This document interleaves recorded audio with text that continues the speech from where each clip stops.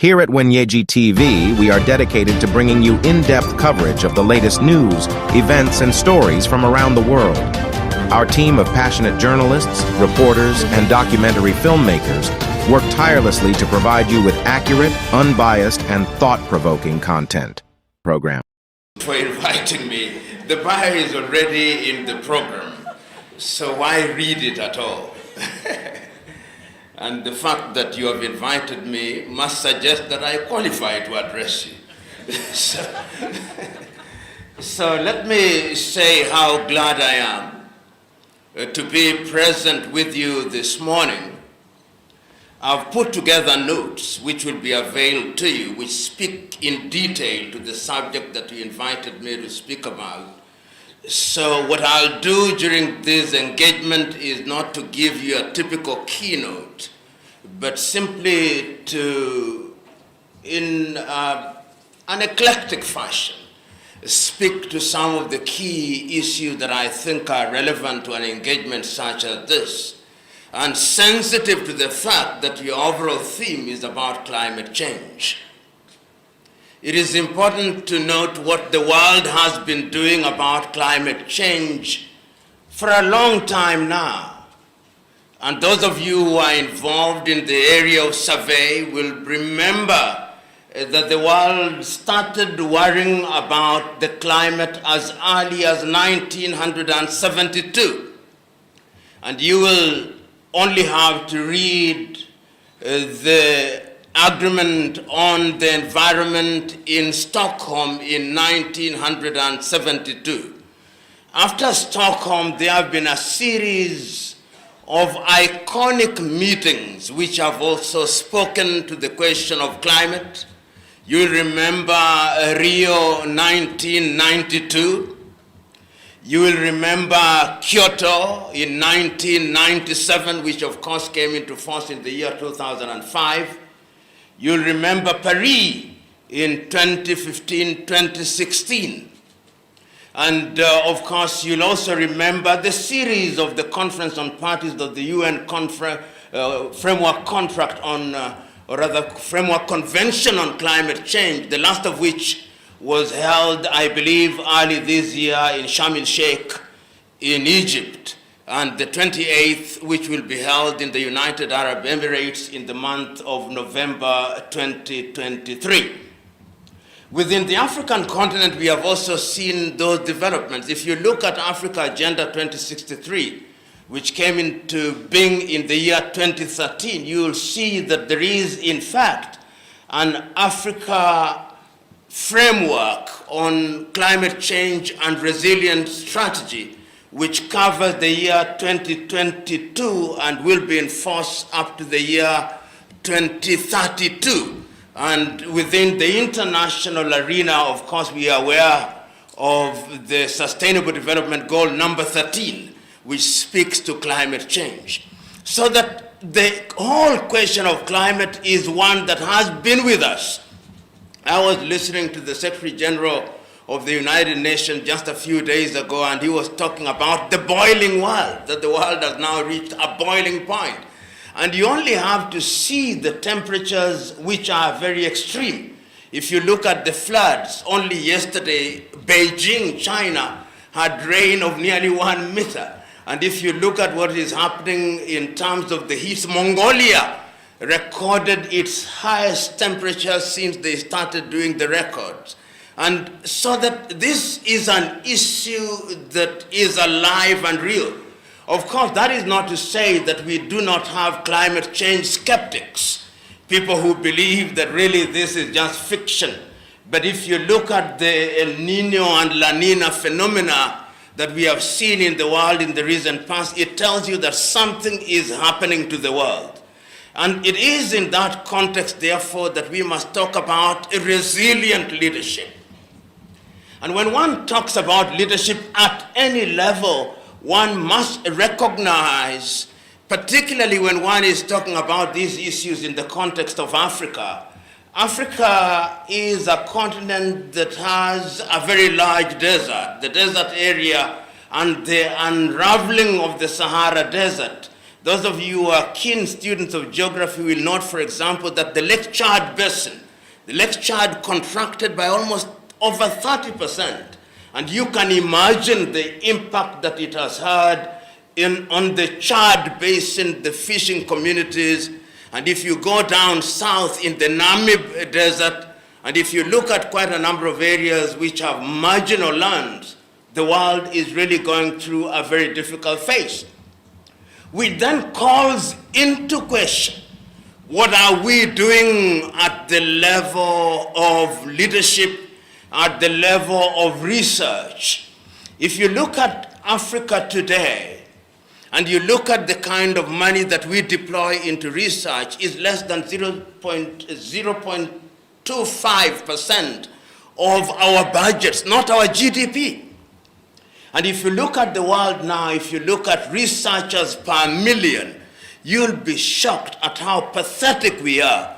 Israel leads the world, and I think to 1 million, Israel has nearly anything between 6,500 to 6,980 researchers per million. If you come to Africa, you come to countries, I think South Africa is leading in this regard, with about 500 researchers per million, Kenya possibly 250. Nigeria, which should be leading in this regard, is below 100. And if you don't research, then you are engaged in voodoo. Because science has now demonstrated that there must be logic to what we are doing. And even those who are in positions of leadership must be individuals who are dictated and governed by science. And Africa has been going through a series of factors and a series of agreements over the year. I remember that when Africa, for example, Africans sat in Lagos in 1980 and came up with the Lagos Plan of Action, which was to be the blueprint of how Africa was going to develop in all spheres. The Lagos Plan of Action came and was never implemented. And if you look at many of the promises that we have made to ourselves, the question that then arises is, why have we not fulfilled those promises that we have made to ourselves? And I'll just run through quite a number of them in order to situate them in the context of what leadership is all about. If you look at the freeing of the spaces, of the airspace, for example, as early as 1988 in Yamoussoukro, La Côte d'Ivoire, Africa said we were going to free the airspace to reduce the cost of airfare within the continent of Africa. We have not fulfilled it. In Kenya, only yesterday, I think we have now allowed Ethiopian Airline and Air Dubai to fly directly into Mombasa, their second aircraft. But Kenya Airways, of course, objects because it is competition. And I'm saying, why don't we achieve this? Because there is no shortage of declaration that we have made. If we had implemented Yamoussoukro, you can imagine what would be happening in terms of trade. And I'm saying that is the quality of leadership that follows these things through that is lacking. If you go into the area of medicine, for example, in Abuja in the year 2001, Africans met and said that we were going to spend 15% of our budget, not GDP, in health. None of the countries reached. I think it is only Mauritius and Rwanda that nearly succeeded in doing so. And you can see the health burden and the diseases, some of the diseases that we thought we had conquered are now coming back. And if you go into the area of agriculture, we have not dealt with agriculture. I think that is the Malabo Convention on Agriculture. You go on the question of involvement of women into the affairs of the government, the Maputo Declaration. You go into the much more recent Malabo Declaration on Unconstitutional Changes of Government 2022, and you can see how governments are changing unconstitutionally in the western part of Africa. Why do I say this? I say this because we are talking about resilient leadership. And you are leaders in your own right. When you come into the arena of survey, I was asking the CEO when I was coming here, what percentage of Kenyan land is properly surveyed? Leave alone those things that you are using chains to survey. properly surveyed. And I dare say, and she said, that is not more than 30% in the 21st century, and Kenya is one of the better countries. If you ask our rivers, have they been properly surveyed? The answer is no. If you ask both our territorial on the farmer terra, on the land, the kind of survey, the land tenure systems that we have here, and we have some of the most convoluted tenure systems in this continent. If you go to Western Africa, you'll find Western and Central Africa, you have ancestral land. If you go to Uganda, they still are grappling with Mairo land. And the tenure systems in the Baganda Kingdom, in the Bunyoro Kitara Kingdom, in the Toroem, is totally different from the tenure system that you'll find in Jinja, for example, or Kampala, for example. And when you are getting into survey, there are cultural issues that stand in your way.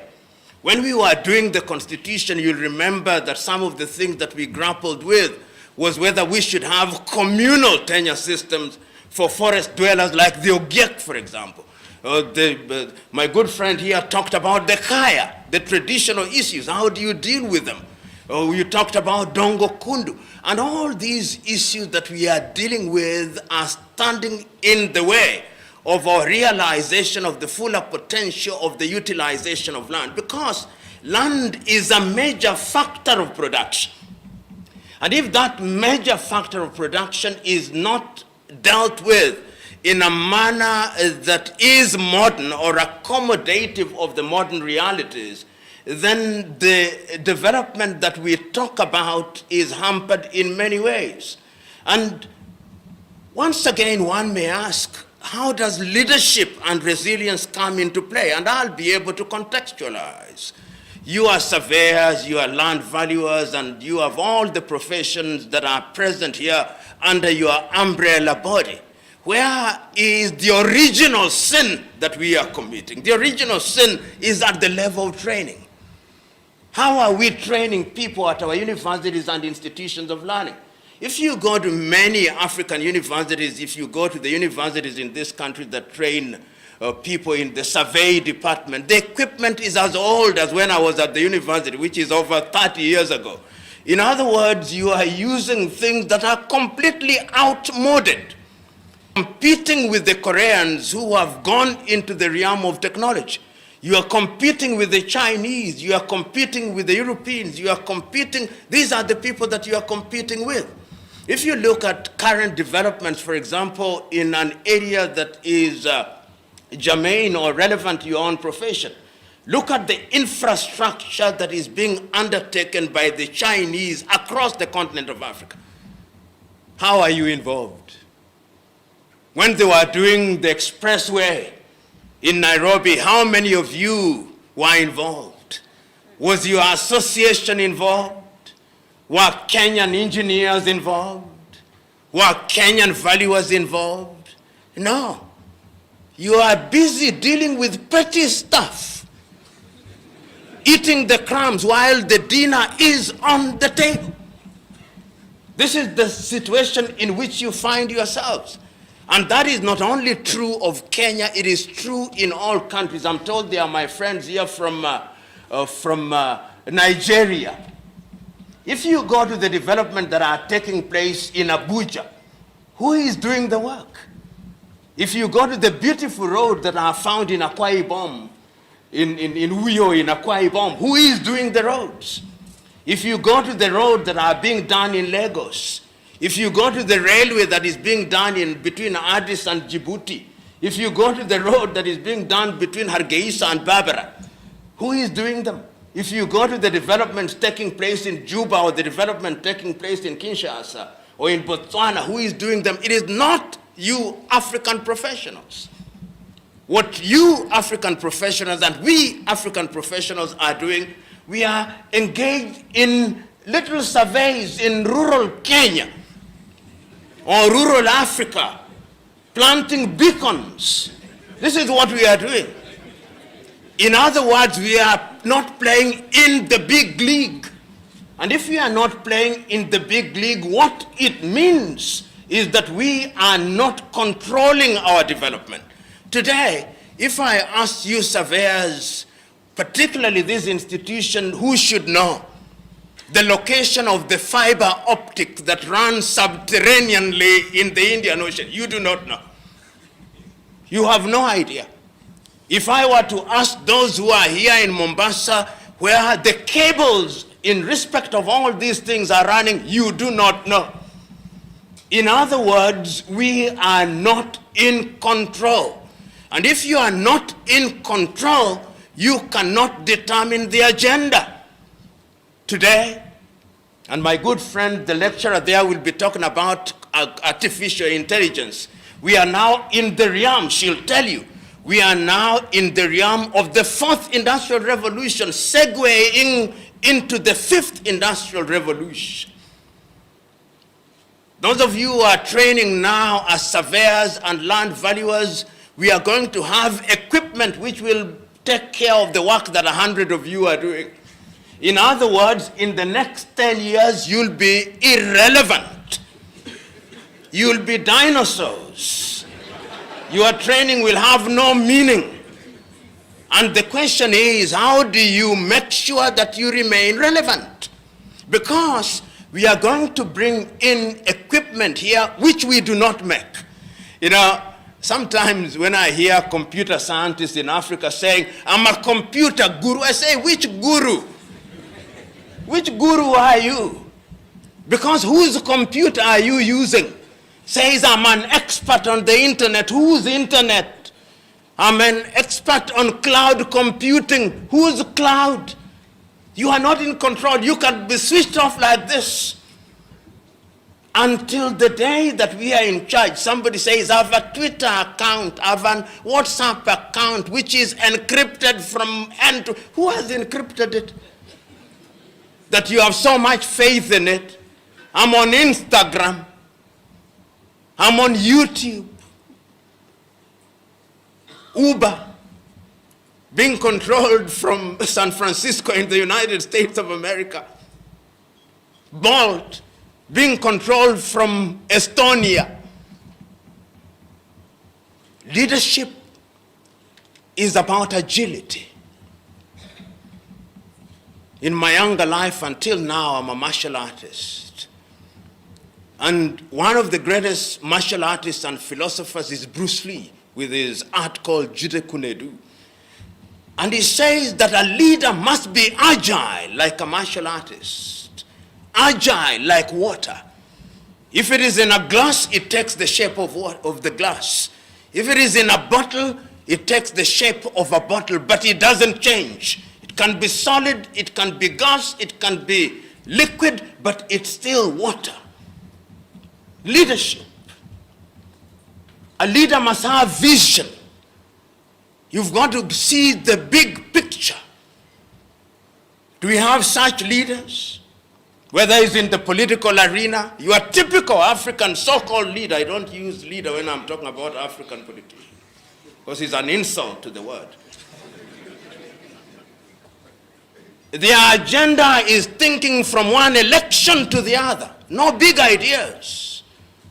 You go to China, see big thinking. The Chinese are now thinking about how they will relate to Africa 100 years from today. 100 years from today. None of us will be alive. None of them will be alive.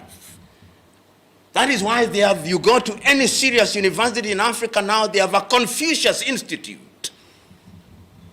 They are here to take charge of your mind so that you begin thinking like Chinese. They are teaching your children, you of the middle class, your children, you now tell them learn English and learn Mandarin. Because they are creating leaders in their own image. You know, when there was the conference in Sharm el-Sheikh, the COPs 27, Nigeria had the largest delegation with 486 or thereabouts, followed by Kenya with 386 for thereabouts. China had 193 or thereabouts. The United States 186 or thereabouts. Half of the individuals from Nigerian and Kenyan delegation were dead weight who were shopping in Sharm el-Sheikh. They had no idea what was happening. So when they come, they are now waiting for the conference in United Arab Emirates on 23rd to 25th November this year. Yet some individual in some ministry in this country authorized that they go. And all of them possibly were traveling business class. Those are not leaders. Those are thieves. And when you have such individuals controlling your affairs, you can't go far. We consume technology in a very primitive way without context. There is something called Ardhi Sasa. Good. I started trying to enroll in it yesterday. I have not succeeded. Because they send me a pin, when I put it in, they say I'm too late, and I've done it immediately. Now, what about my semi-literate mother and grandmother in rural Africa? How are they going to consume Ardhi Sasa? Good on paper, but out of context. Every technology must be contextualized so that it has real meaning. Today, if you are borrowing money from a bank and you want to use that money quickly, registering a document in the land register in this country is a nightmare. And yet, you hear those in those sectors saying, we are ticking the box, we are now technologically savvy, we have heard this as a nonsense. If it doesn't work, it is complete nonsense. We should not be in the business of ticking boxes and feeling good.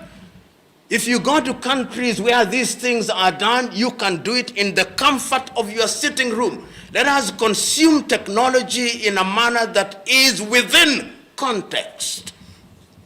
And you who are surveying, land is a very emotive issue. You know, you go to Kisumu, you go to Thika, you go to Kitengela, you go to Kilifi. See the many land conflicts that are there, double registration of land. How did that happen when you leaders were there? How? How did that happen when you have ethical standards within the survey and land valuation? How does it happen that a single piece of land is valued by 4 surveyors and one says it is 2 million, another one says it's 30 million, another one says it is 40 million? Is it voodoo or science? And we do this when the government is required to steal money through professionalism, you call it. Is that leadership? Leadership is about honesty. That is the point that I'm trying to make. That you are not a leader until you are honest. Leadership is about courage. And courage does not mean recklessness. It's about doing the right thing in a manner that is orderly. Are we courageous? Are you prepared to speak your mind without fear of consequence? He's lucky that you don't have the minister in charge here. If he was here, many of you here would be groveling, Mr. CS, Mr. CS. That's what we do in Africa. We see public officials and we go on a worship mode. And we don't tell them the truth. So somebody who is a CS, somebody who is a PS is being worshipped and you claim you are a leader? He's talking about the Kenya port, the port of Mombasa. The port of Mombasa is losing as we speak to Dar es Salaam, and he knows it. Losing to Dar es Salaam. Rwanda is preferring Dar es Salaam. Uganda is preferring Dar es Salaam. Eastern Congo is preferring Dar es Salaam. Burundi is preferring Dar es Salaam. Why? The question is, there's something that we are not doing. The leadership is not doing something. And the leadership must be told. And why should we be worried as Kenyans? Because if the port of Mombasa loses out to Dar es Salaam, it means that jobs will be lost here. It means that the cost of goods will be lost here. Right now, you know that the port of Barbara in Somaliland is being done. When the port of Barbara is finished, when Port Sudan is operating at full throttle, when Djibouti is operating at full throttle, when Beira is operating at full throttle, when Bagamoyo and Tanga is operating at full throttle, I fear for my port. I fear for my port and therefore my country. So one of the things that leadership in East Africa should be thinking about, and I know they are, because I've looked at their plan, is an integrated African approach, East African approach, so that there is no negative competition between Mombasa and Bagamoyo or any other port or the inland port that we are now doing in Kisumu, in Kindu Bay, in Fort Portal, in Mwanza, and all those. And all this is about leadership. Leadership is about foresight and intergenerational. When you are a leader, you don't think about today. The things that you are doing today, the fruits will be born long after you are gone. That is why it's always said that you are never successful until your successor succeeds. This is it. Leadership is about empathy, about building a team. I was telling some young men that one of the things that amazes me and annoys me at once is when African countries go for team sports. Right now, there is the women's football in New Zealand and Australia. And when African countries score a goal and lose, the newspapers in Africa report that African team has done very well. They scored a goal. But I thought people went there to win. When an African team reaches the quarterfinals of the World Cup, we say, oh great, for the first time an African team has reached the quarterfinal. You would think that the African teams were human beings playing with angels. What point am I trying to make? A good leader creates a team, a champion team. And a champion team will always beat a team of champions. A team of champions is a group of individuals who all have talent but are each playing for their personal glory. That is why in Africa you see Africans only do well in individual sports, not in team sports. Kukimbia tu hivi, wanashinda hivi. Kwa kuwa one man's glory, anakimbia kabisa, tunavunja marekodi kabisa. Lakini kuja kwa kandanda, basi. Kuja kwa kandanda, hatuko. Kuja kwa netball, hatuko. Kuja kwa mpira wa kikapu, hatuko. Team sport, hatuko. Why? Because we are not a champion team. A good leader must build a team where there is delegation without abdication. A good leader delegates but does not abdicate and says the buck stops with me. A good leader encourages those who are serving under him or her, does not feel threatened. A good leader has high self-esteem. Unaona mtu hivi? No self-esteem. When a worker is doing a good job, anakasirika. Anataka sifa hivi. Anataka asifiwe. Anataka wamwabudu. Hiyo si kiongozi. Hiyo ni mhuni tu. So, when we are in a forum such as this, and as I worry about this continent, Chinua Achebe, writing in his book, The Trouble with Nigeria in 1983, says something that applies across Africa. He says of Nigeria, and I dare say of Africa, the problem is simply and squarely one of leadership at all levels. At all levels. Any country you go to, and I visit all of them, most of them, I've visited 50 of them across this continent. Watu wanajiita viongozi hivi. When you hear what they are saying, watu wanapyora tu. Maneno machafu tu, viongozi. And they call themselves leaders. Somebody said that we are an agricultural country, are we? When in my rural home we are eating fish from China next to the lake? Are we? When we are importing chicken feed from Brazil, are we? When the potatoes we are using at Kenchik, which is an American company we import from Egypt, are we agricultural? Are we? When we have no maize, we are importing maize from Brazil and the United States of America of the last 7 harvests, which is meant for cows. Are we agricultural? When we are still depending on rain-fed agriculture and we are waiting for little Israel to come and teach us how to irrigate, are we an agricultural country? Complete since 1963 with a Ministry of Agriculture?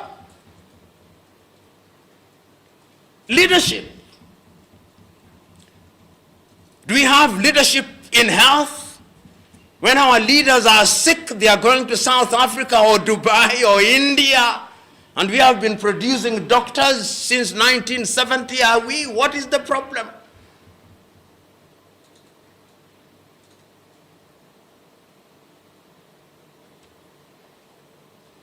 You'll shortly be going for tea. I want you to look at the items that you are consuming there. 50% of them are not from Kenya. Even the paper you are writing on is made in China. Leadership. Uongozi ndilo tatizo katika kila mahali. Kama una uongozi basi hakuna popote unapoenda. Ndio tatizo kubwa la Afrika. Na sisi ambao tunajiita wataalam. Sisi si wataalam. Sisi ni wataalam uchwara tu. Sisi ni wataalam uchwara tu. If you look at our curriculum that we are using to teach, whether it's in law, whether it's in engineering, whether it's in survey, as I said a little earlier, students in Korea would go to a museum to look at those things. What then is, what must we do? How must we train our young leaders? The saying is that if you did not know when the rain started beating you, you will not know when it stopped beating you. We know where it started beating us. As professionals, as a university student, I remember in those younger days in 1981, the class that was admitted to join the School of Engineering, and they were surveyors, there were only 23 of them. And most of them were actually sponsored by companies. The linkage between industry and the university was intimate. Today, there is no intimacy between industry and universities. Students of electrical engineering were sponsored by Kenya Power and Lighting. I remember the apprentice system, whether in law or in agriculture. I'm being told now, no students want to be enrolled in agriculture. Sometimes you have an agriculture graduate who, if you brought a goat and a sheep, he would not know the difference between them because he has never gone to the farm. So where do we start? We start with the policy level, policy at the education level, because policy formulation is what gives birth to law. And when you have law, implementation. There is something that President Paul Kagame does in Rwanda, which I love. Every other time he brings all his senior officers and he tells them, tell us what you are going to do. And after a while, he brings them back, tell us what you did, publicly. And if you doubt me, you go to Kigali, Rwanda, see. I went in Kigali before the genocide and after the genocide. You see what has happened. Leadership that is focused, that makes demand. Leadership by example. We talked about time here through the chair as I conclude. I've had opportunity to serve in 3 major public institutions. And I don't tell people to come to work at 8. You know, I'm in the office at 6. When you are in the office at 6 and the official reporting time is 8, people will come at 7. Because they say, sasa amekuja mkubwa ashakuja asubuhi saa 12, sasa mimi nimechelewa hivi. You are telling people to come at 8 and you are coming at 10. And then you leave after 2 hours. Then you tell them to come. Leadership must be by example. By example. I love what the President of the Republic of Kenya did and said yesterday. He said, wewe ni mtu aina gani huyu? Umeandikwa na fedha za umma, waziri, mkuu wa idara, umekuja, umechelewa. Umechelewa ukifanya nini wewe? The only thing that the president didn't do, which I wish he did, was to sack the individuals immediately. Waende nyumbani huko wakakae wakachelewe huko. Perhaps it's good to forgive them on day one. But you can see that is how you inject discipline into the arena. And the beauty is that I'm talking to you who are leaders in your own right. And each one of you has your own style. But the style of personal example, nothing is greater than that. A leader must be respectful. And I conclude with that. Lazima uheshimu watu. Lazima uheshimu watu ambao unawaandika. Ukipata mtu ambaye, you know, there is a film that I want you to watch. It's called Gandhi. It's by Sir Richard Attenborough. It dramatizes the life of Mahatma Gandhi. It's the story I tell you, then I sit down. And the scene is at the ashram. And on that particular day, the wife of the Mahatma has been scheduled to clean the toilets. And she does not. And the Mahatma comes back and asks, why are the toilets not cleaned? Says, but I was scheduled to clean them, I'm your wife. And the Mahatma says, all the more reason. He almost becomes violent. And then the wife says, Kastuba, there's a book written about her called Kastuba, says, Babuji, I'll clean the toilets. And the Mahatma tells her, you either clean the toilet with joy or not at all. When he was then interviewed by Margaret Bockright of Life, he said, when all is said and done, perhaps the most important person is the toilet cleaner. Have you ever imagined that? You go to the toilet and you expect a clean toilet. All of us, even when we are here, do you ever think of a person who made it clean? We are going to consume tea here. You expect clean cups. Do you ever imagine who cleaned the cups? Respect to the smallest. He who is greatest amongst you must be your servant. In Africa, leadership is about mbwembwe na vingora. Viongozi wakija, mbwembwe na vingora. If a Kenyan cabinet minister was to enter here, you see a bunch of individuals, wide-chested, twice my size, coming and pushing everybody. Unauliza tatizo gani?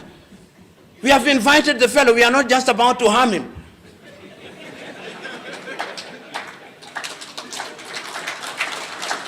But why do we do that? Because we have confused leadership. Mbwembwe, hizo na vingora, hivyo is part of the package. They think you are important when uko na mbwembwe na vingora.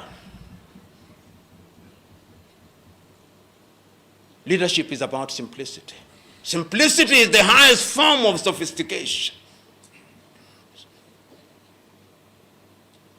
You know, as I was coming this morning, I was sitting in seat number 11A.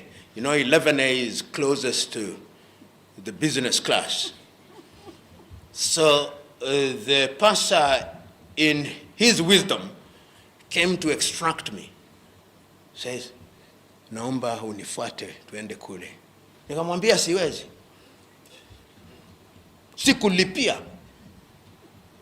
Walionialika wamenilipia hapa, kama wangetaka niende kule wangenilipia.